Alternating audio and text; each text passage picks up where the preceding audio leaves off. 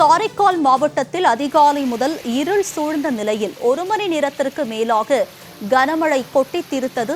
காரைக்காலில் 1 மணி நேரத்திற்கு மேலாக கனமழையானது கொட்டி தீர்த்தது. திருநள்ளாறு, சேத்தூர், செல்லூர், தென்னங்குடி உள்ளிட்ட பகுதிகளில் மழை பெய்திருக்கிறது. காரைக்கால் மாவட்டத்தில் காலை முதல் இருள் சூழ்ந்து காணப்பட்ட நிலையில் 1 மணி நேரத்திற்கு மேலாக கனமழையானது அங்கு பெய்திருக்கிறது. இது தொடர்பான கூடுதல் விவரங்களோடு இணைகிறார் எமது செய்தியாளர் சதீஷ். அவரிடம் விவரங்களை கேட்டு பெறலாம்.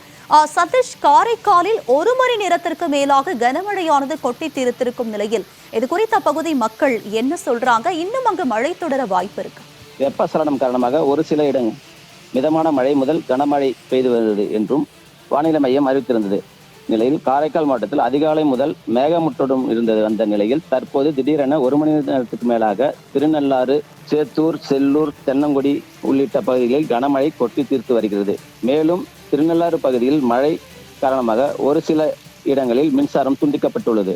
திருநள்ளாறு சுவாமி தரிசனத்திற்கு வந்திருந்த பக்தர்கள் மழையால் பாதிக்கப்பட்டு கோயில் வளாகத்தில் நின்று வருகின்றனர்.